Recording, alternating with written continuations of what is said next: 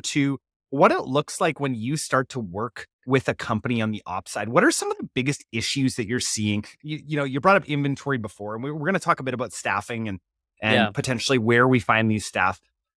What are some of those biggest issues that you're getting into right away?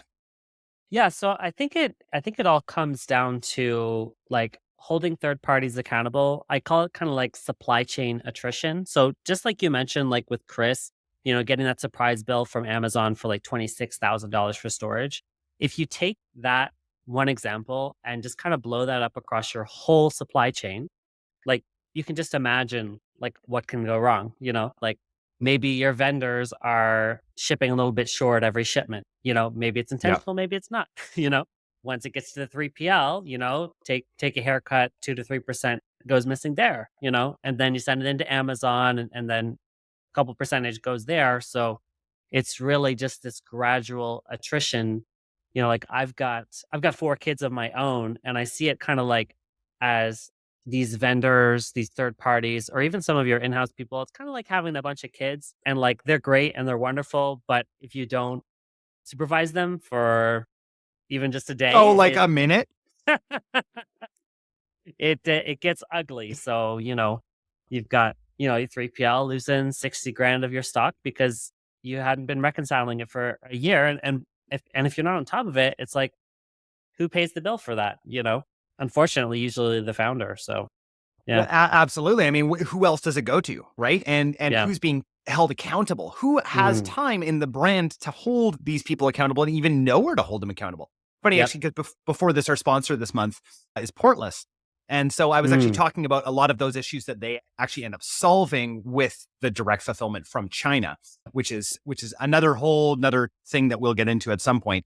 Maybe not on today's episode, but definitely a very interesting way to cut out of a ton of those potential touch points and expenses. Like even like the mm, amount of times we've been hit we import all of our fabric for Little and Lively from China, mm, and the amount of destuffing fees that we've been charged over the years.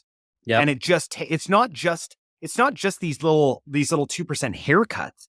It's the Yep. time, right? It's the time to Mm, be like, oh my gosh, are we even going to be able to manufacture in time? We don't know. yep. Yep. That's the other big thing that I'm seeing. Also, Joel, I want to point out I totally was like, oh, you are definitely a dad. At least a dad. There's something about us dads that we can see it in each other. So Yep. just wanted to just point that out that makes a lot of sense that you're a dad of 4. Yep. Yep.